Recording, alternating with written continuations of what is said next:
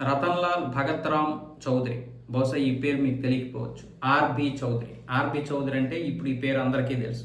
ఇప్పుడు యువతకు తెలియకపోవచ్చేమో కానీ ఒక 10 సంవత్సరాలు 15 సంవత్సరాల కంటే ముందు ఆర్బి చౌదరి గారి పేరు మారుమోగిపోయింది. 90 సినిమాలు తీస్తే దగ్గర దగ్గర 80% హిట్లే తీశారు ఆయన. అప్పట్లో రాజా, సూర్యవంశం, నిన్నే ప్రేమిస్తా, నువ్వొస్తావని, గోరెంటాకు, గాడ్ ఫాదరు, అలాగే అన్నవరం, ఇలా ఎన్నో సినిమాలు తీశారు. మలయాళంలో సినీ నిర్మాతగా ప్రారంభించినటువంటి ఆయన కెరీరు తమిళం తర్వాత తెలుగులో సూపర్ గుడ్ ఫిల్మ్స్ బ్యానర్ మీద అనేక సినిమాలు తీశారు ఆర్బి చౌదరి గారు.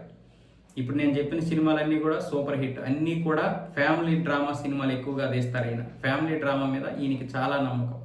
కథ ఈయన ఓకే చేసిన తర్వాత ఆ సినిమా షూటింగ్కి వెళ్ళారు అంటే ముందుగానే బయ్యర్లు సినిమాను కొనుక్కునేవాళ్ళు. అంటే అంత నమ్మకం ఆయన మీద. అయితే రాజస్థాన్లో ఈరోజు జరిగినటువంటి ఒక రోడ్డు ప్రమాదంలో ఆయన మరణించడం జరిగింది.